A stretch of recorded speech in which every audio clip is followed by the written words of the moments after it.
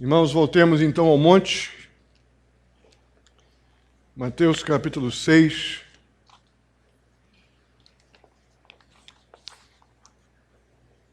Vamos com Jesus em mais um momento do seu sermão.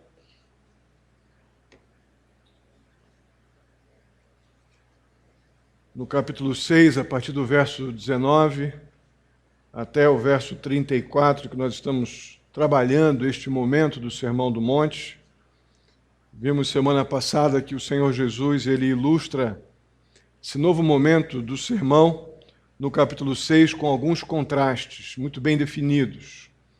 Vimos que no capítulo 5 ele tratou a questão da vida pessoal, espiritual do crente, ele agora trata da vida comum do crente, como coisas inseparáveis, não como coisas distintas, mas que tanto a realidade privada, particular, espiritual, íntima do crente, ela precisa ter uma relação muito profunda e íntima também com a sua vida secular. E o Senhor Jesus deixa claro que ele se preocupa tanto com uma quanto com outra. E é isso que ele vai estar expondo agora no capítulo 6, dos versos 19 em diante. Na verdade, ele tratou melhor essa parte na primeira parte do capítulo 6, né? Do verso 1 até o 18. Agora, do 19 até o 34, nós vamos estar vendo esse cuidado do Senhor Jesus com essas questões do nosso dia a dia.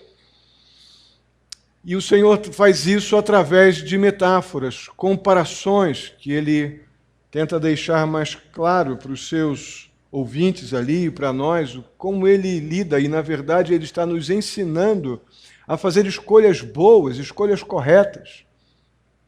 Nós vimos semana passada, o primeiro contraste que o Senhor Jesus fez é quanto aos dois tesouros, no verso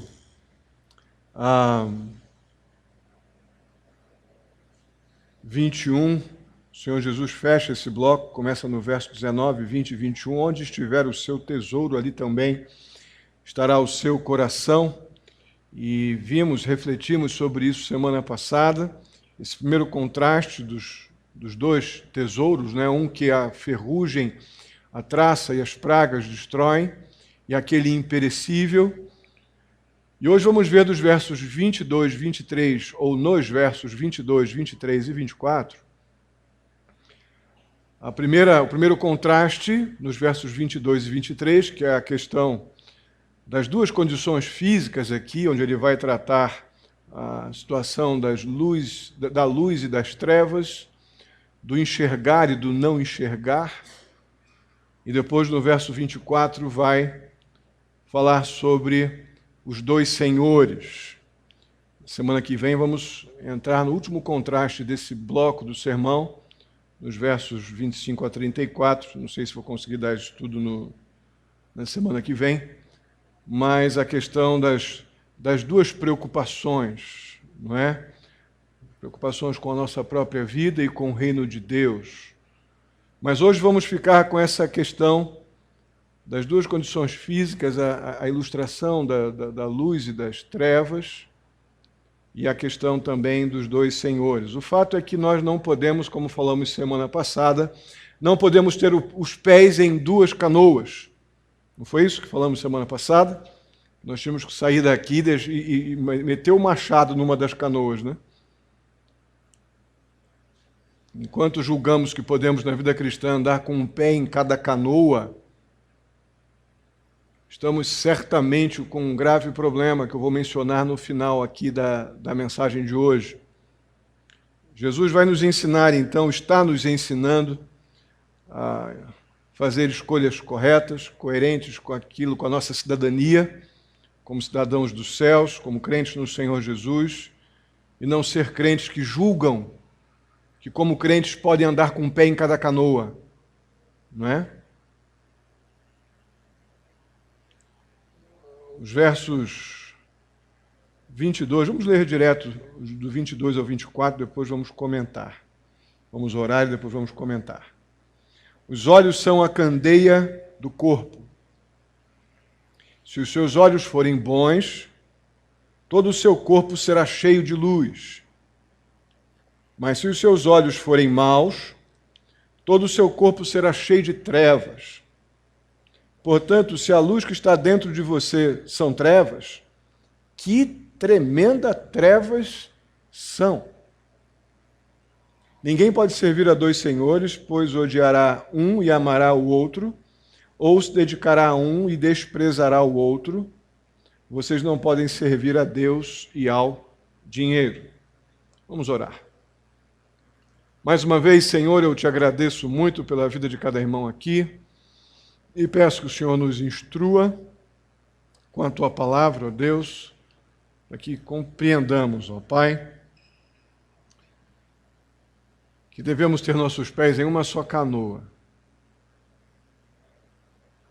Que não devemos, ó Deus, ao sair daqui, acreditar em alternativas e opções para uma vida cristã falsificada.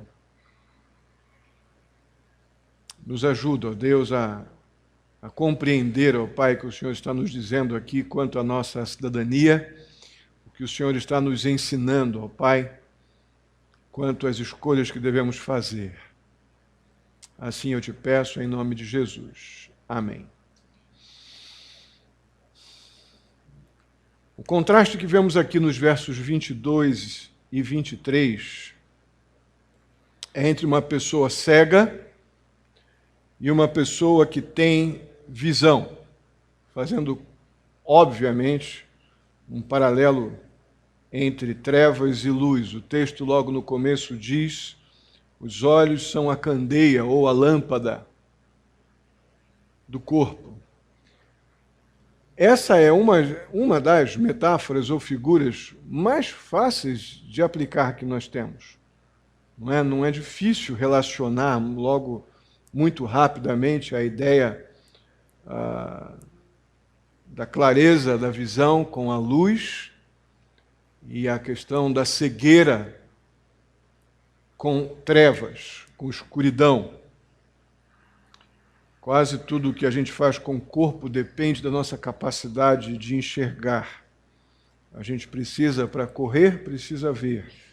Não obrigatoriamente, né? Se eu tiver um bom guia, até que dá para correr até maratona, né? A experiência que eu tive ali na São Silvestre, quando passei por como comentei, né, lá no acampamento, quando passei por aquela jovem correndo corajosamente, né, cega, com o guia do lado, eu tinha vontade de chorar, porque eu, com todas as minhas capacidades, tantos limites que a gente impõe para a gente mesmo, né?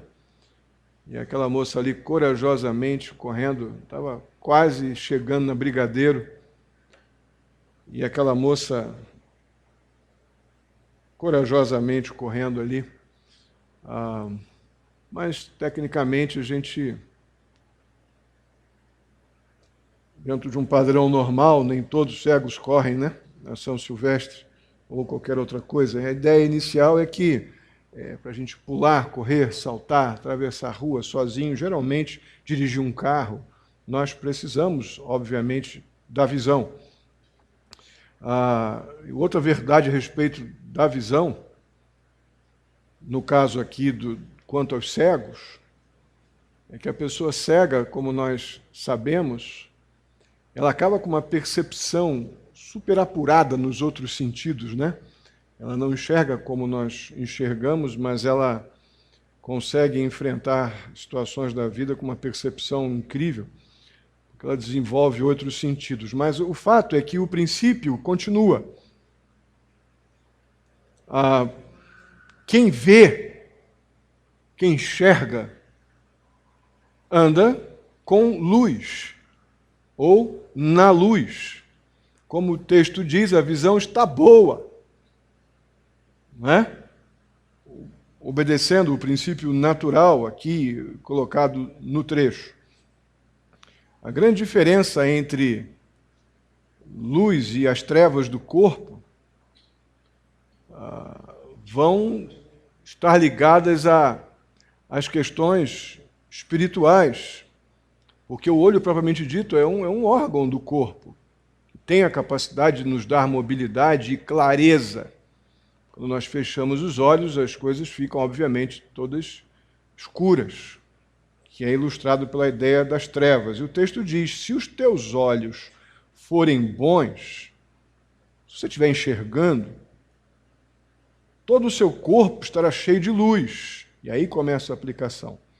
Mas se teus olhos forem maus, todo o seu corpo estará cheio de trevas. Irmãos, tudo isso é uma descrição de fatos, mas, obviamente, estamos lidando com uma metáfora muito insistente de Jesus. E a ideia é prática, bem objetiva. Onde colocamos os nossos olhos, todo o nosso corpo fica afetado. Eu costumo dizer para adolescentes, jovens,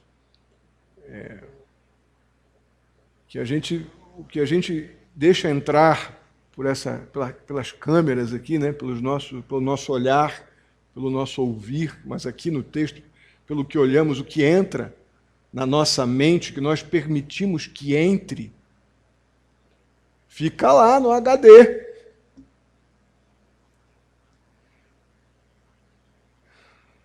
Voltando ao verso 21, onde está o meu tesouro? Aí vão os meus olhos. Os meus olhos vão lá naquilo que para mim é o meu tesouro. Se o teu olho vai bem, e aqui mais uma vez a figura está relacionada àquilo que aqui no Sermão do Monte muitas vezes Jesus relacionou essas emoções íntimas com o coração.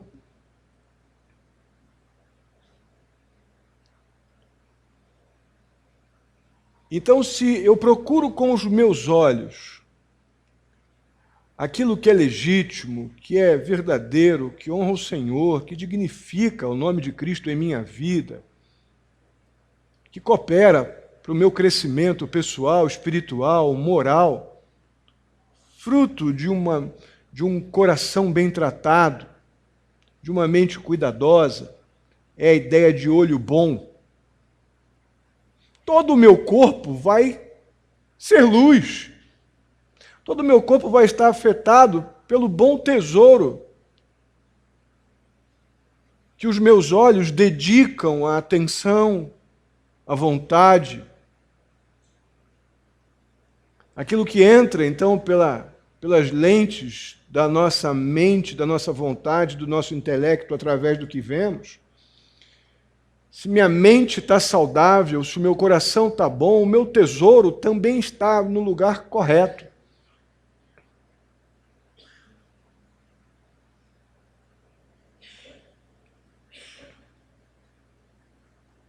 Aquilo que o olho vê,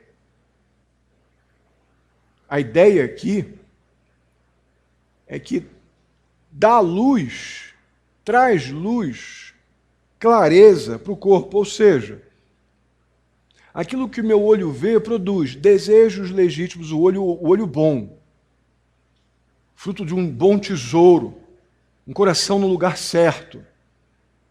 Aquilo que o meu olho saudável busca, procura e enxerga, produz uma clareza na minha vida, porque está dentro desse contexto que ele está procurando, ele vê aquilo que são desejos honestos, legítimos, vontade de servir a Deus, vontade de testemunhar de quem Cristo é. Então a nossa vida lança luz sobre tudo o que fazemos, tudo o que está ao nosso redor. Um olho saudável, que é fruto de um tesouro, mais uma vez volto para o verso 21, um tesouro bem guardado, coisas legítimas, verdadeiras, que nos aproximam de Deus, faz com que eu tenha um olhar bom, um olhar saudável. Isso faz com que todo o meu corpo reflita saúde, beleza, clareza. O que atrai, irmãos, luz ou trevas? O que atrai mais? Dentro de um princípio natural, luz. Não é? As trevas, elas atraem,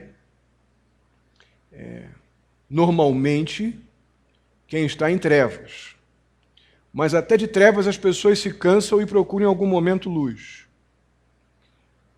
E essa luz, ela não é uma luz mística, não é uma coisa, uma linguagem meramente espiritualizada ou metafórica. Literalmente, são as belezas de Cristo reveladas através de um viver, de um agir, de um pensar, porque aquilo que o meu olho bom detém a sua atenção faz com que a minha vida reflita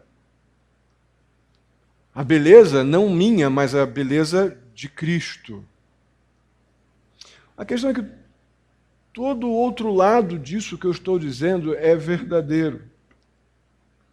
Se os nossos olhos forem maus, ou seja, da mesma forma que a cegueira ela traz a ideia da escuridão e das trevas,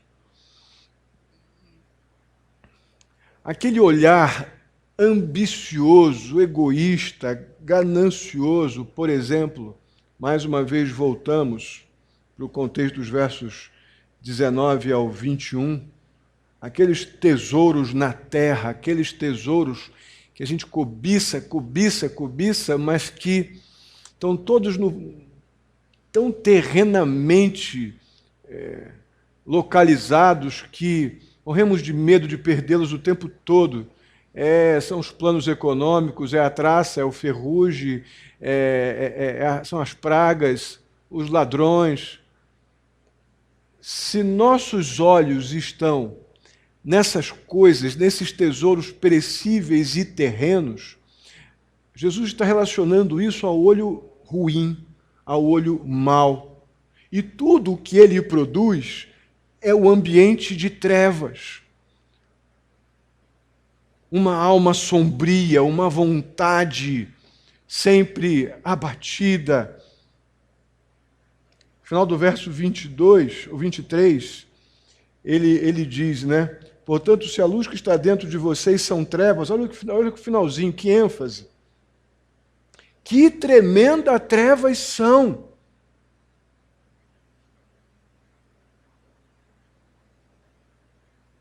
Então, o desejo ganancioso, cobiçoso, materialista, terreno, ele se autoconsome, porque o tempo todo é de pavor. A alma sofre e não revela as belezas de Cristo, porque é o tempo todo com medo. É medo do ladrão, medo do tempo desgastar, da ferrugem comer, da traça levar, do plano econômico tirar, de eu ter que vender, perder, enfim.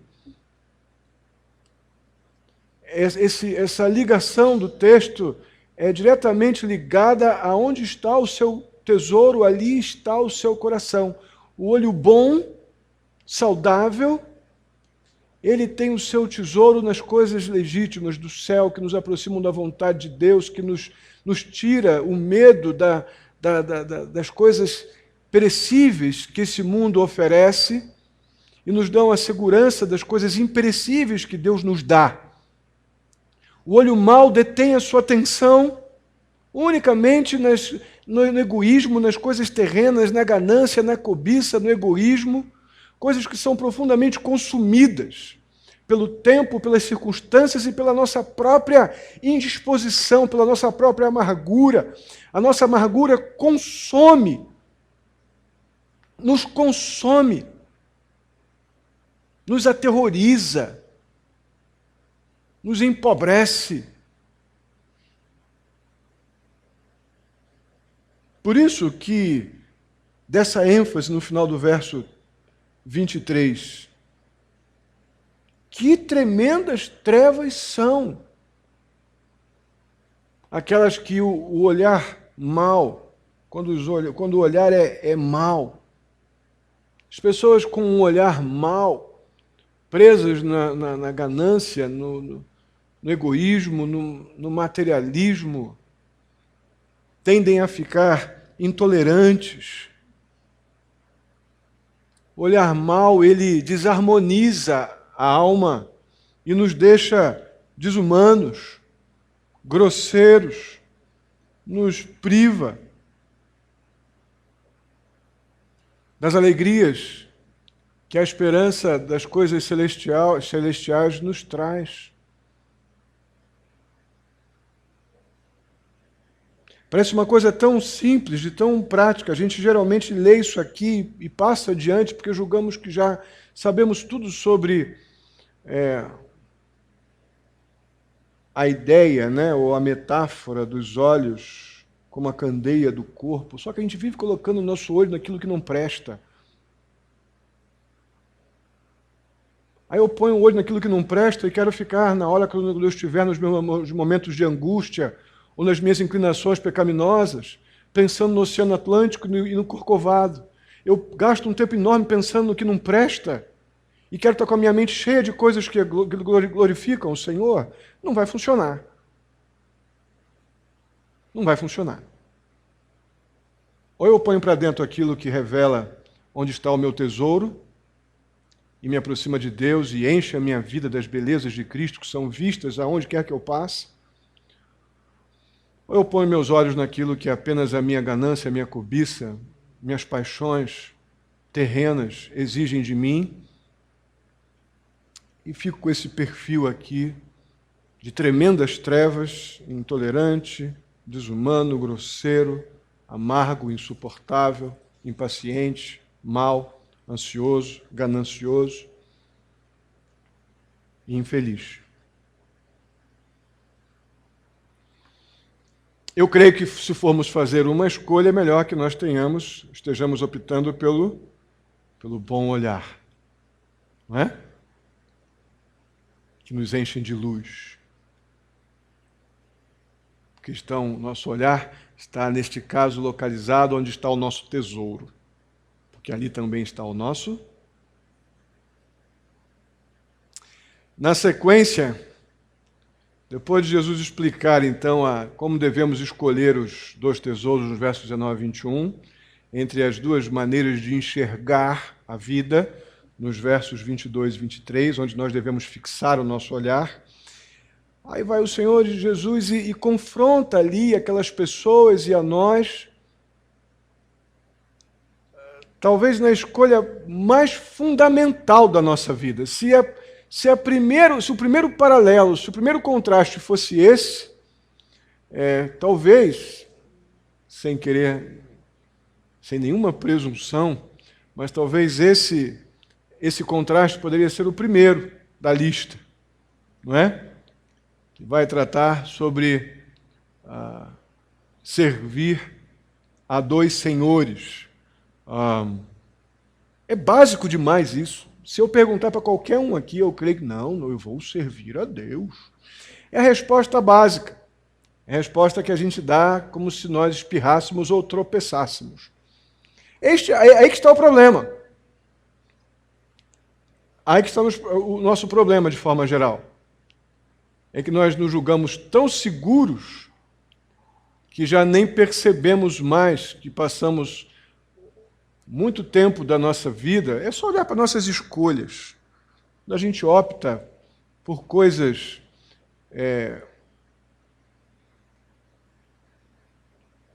temporais no lugar das coisas eternas, você já está trabalhando com o princípio que Jesus coloca aqui de estar servindo a dois senhores. Quando eu estou tão apaixonado pelas coisas temporais que coloco as coisas eternas em segundo plano, nós já estamos dizendo implicitamente como está o nosso coração no que diz respeito à nossa decisão quanto a quem servimos. Pelo menos aqui nós passamos mais tempo servindo, só que isso não funciona bem assim. Deus não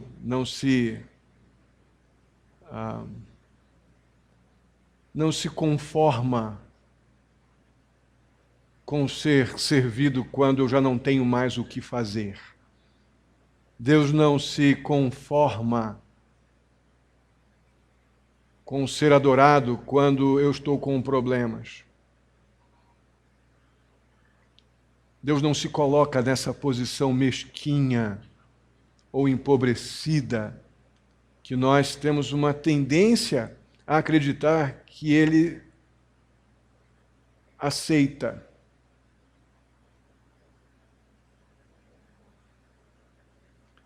Aqui a metáfora que está sendo usada é entre Deus e Mamon.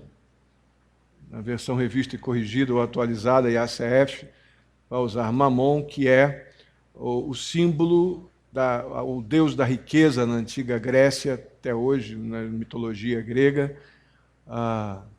E a tradução para dinheiro também é possível, mas a ideia da riqueza é muito boa para a gente trabalhar aqui.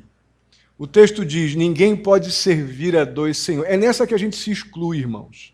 Porque a gente diz assim, mas eu não tenho dinheiro mesmo. Né? Eu não tenho esse problema. Sou duro, meu dinheiro é mau para chegar no final do mês, então eu estou livre desse problema aqui. É por isso que eu gosto da ideia da riqueza. Porque para ter uma mente ostentação, ninguém precisa ter dinheiro no bolso. Não é? Para ter uma mente envaidecida e soberba, ninguém precisa estar andando de BMW. Não é? E aí que está o princípio. Não obrigatoriamente da quantidade de dinheiro no bolso, mas onde está teu coração. Voltamos para o verso 21. Onde está o teu tesouro? Voltamos para o verso 21. É ali que está o seu coração. Então é com esta ideia que Jesus está lidando. Ninguém pode servir a dois senhores, ou seja, ninguém pode servir o Deus, Senhor, Salvador, soberano, Deus vivo, e qualquer outro objeto da nossa criação que aqui é chamado de riqueza ou dinheiro. Até mesmo o falso senso de riqueza ou poder, ou legítimo, ou verdadeiro. Não, sou rico mesmo, eu adoro meus prazeres. Ou então, não sou rico, mas eu adoro a riqueza. E eu não me detenho na procura, na busca da riqueza. De ter mais, de ter, de possuir. Mais uma vez, voltamos ao princípio da ganância. Que não obrigatoriamente o rico é o que tem dinheiro, mas pode ser aquele que dorme, acorda e vive o dia inteiro pensando em como ter mais.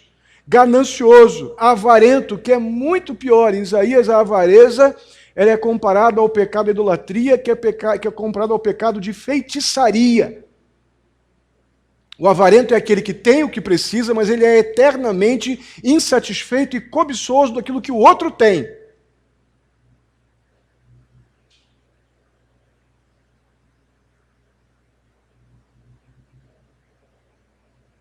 Ninguém pode servir a Deus e a esse tipo de emoção gananciosa.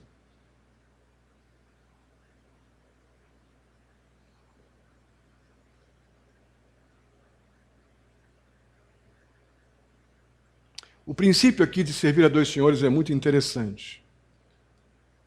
Existem pessoas no meio evangélico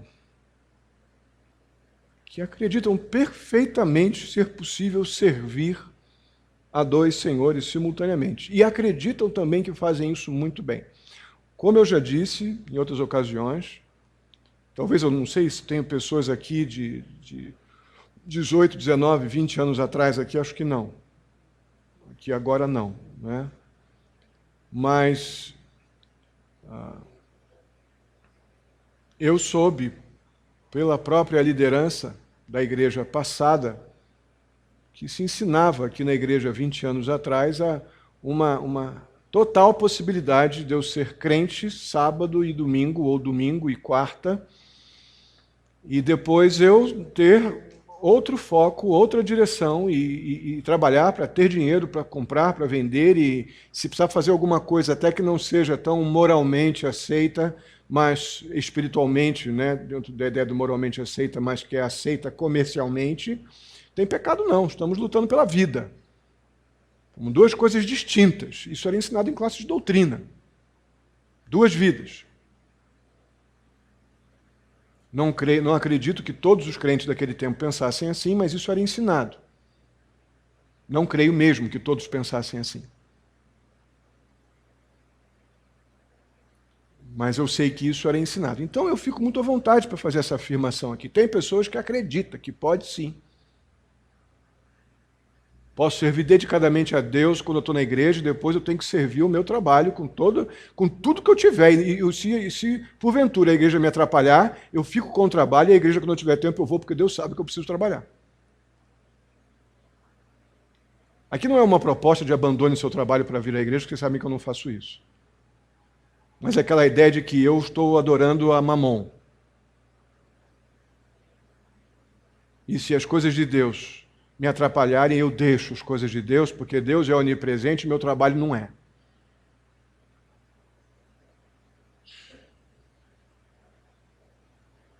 Meus prazeres, minha posição.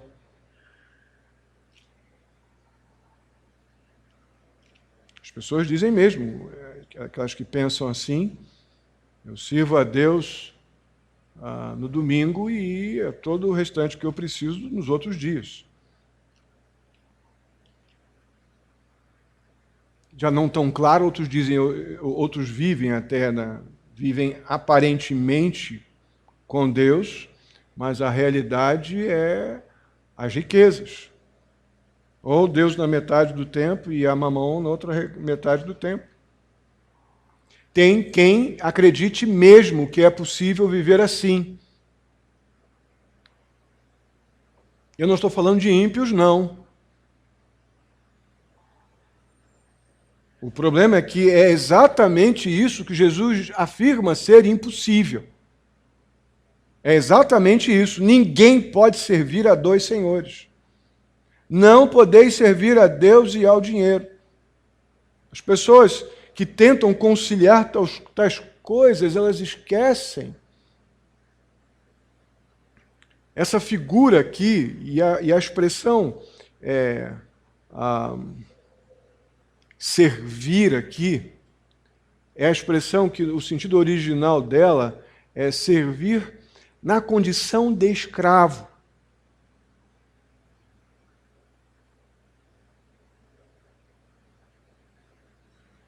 E as pessoas esquecem, ou talvez ignorem, que essa figura de escravo e dono de escravo que está por detrás aqui dessas palavras. Um certo pensador disse o seguinte: pode trabalhar para dois empregadores, mas nenhum escravo pode ser propriedade de dois senhores. Vou repetir. Pode trabalhar para dois empregadores, mas nenhum escravo pode ser propriedade de dois senhores. O texto nos sugere isso. Pois ninguém pode servir a dois senhores, pois odiará um e amará o outro, ou se dedicará a um e desprezará o outro. Qualquer pessoa que divide a sua devoção, irmãos, entre Deus e o seu desejo de riqueza, sua cobiça, sua ganância ou a sua literal riqueza, já cedeu para Mamon. Já cedeu. Porque Deus não vai ser adorado parcialmente por ninguém. Deus não se deixa adorar parcialmente. Ele não divide nem a sua glória e nem a sua autoridade sobre os seus servos. Muito menos o servo pode julgar que pode dar um tempo bom para Deus de 8 a meio-dia e depois de meio-dia às 4 o tempo para as suas riquezas, enfim, ou de 12 em 12 horas, eu vou revezando lealdade. Isaías 42, 8, 48, 11 tem o mesmo princípio. Deus diz assim: eu sou o Senhor, este é o meu nome. A minha glória, pois, não a darei a outro. Deus não faz isso, Deus não aceita de forma alguma lealdade dividida. E quando dividimos a nossa lealdade, na verdade estamos decidindo pela idolatria. Porque qualquer coisa que fica entre nós e Deus é objeto de idolatria.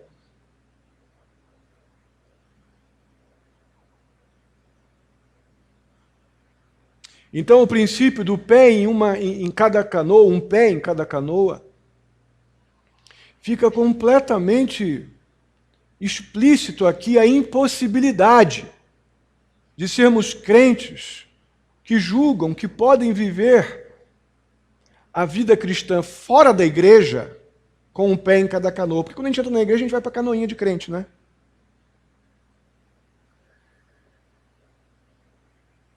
Mas Deus não aceita lealdade parcial. Lealdade dividida. Quando assim fazemos, nós já estamos servindo a outro Deus. E o nosso Deus, o Deus da Bíblia, como ele não se deixa adorar parcialmente, você está adorando somente as suas paixões.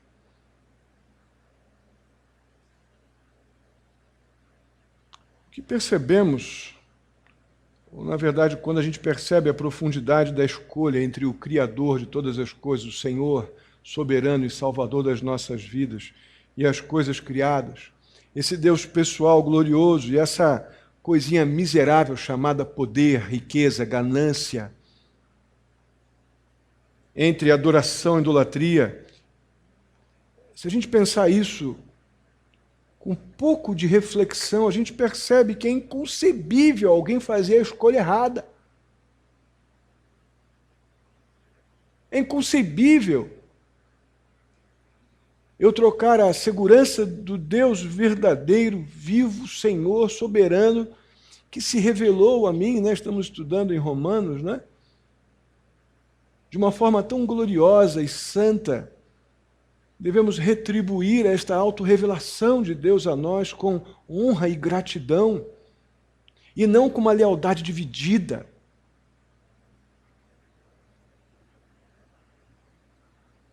O problema é que aqui dentro nós não temos dificuldades em fazer a escolha certa. Por quê? Porque não somos bons de fazer planos espirituais. Repito, fazemos planos para tudo. Fazemos planos para engordar, para emagrecer, para embelezar, para enfeiar não, né? Para comprar, para ter, para vender, para passear. Fazemos planos a longo prazo para essas coisas. Altamente perecíveis, porque nem sabemos se estaremos vivos mais tarde. Mas fazemos planos que não aceitamos que ninguém toque neles. Mas sabe por que aqui dentro se torna fácil a gente saber, não, eu quero Deus, eu não quero mamon. Eu não quero meus prazeres nem as riquezas, eu quero só Deus. E lá fora a canoinha está lá esperando você botar outro pezinho nela. Porque não fazemos projetos, não tomamos resoluções, não tomamos decisões irrevogáveis. A não ser que estejamos à beira da morte, como tenho dito.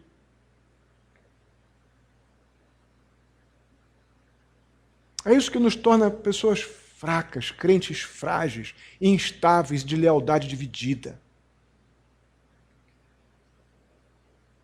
É por isso que o Senhor Jesus no monte está nos ensinando a fazer escolhas corretas agora. E nos exortando a ter lealdade somente ao Deus que o enviou, mandou Jesus morrer na cruz pelos nossos pecados. O Deus das Escrituras, o Deus Salvador, Senhor, Criador, soberano. Devemos tomar decisões e fazer escolhas definitivas e, repito, já sair daqui com um machadinho na mão para furar outra canoinha aí fora. Amém? Vamos ficar de pé e vamos orar.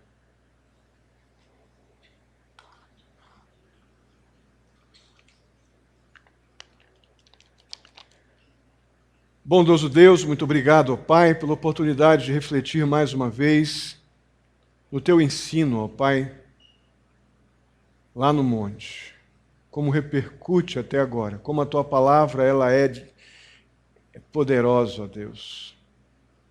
Como a tua palavra atravessa o tempo e se aproxima da nossa realidade, como se o Senhor estivesse falando agora para as nossas necessidades, neste momento.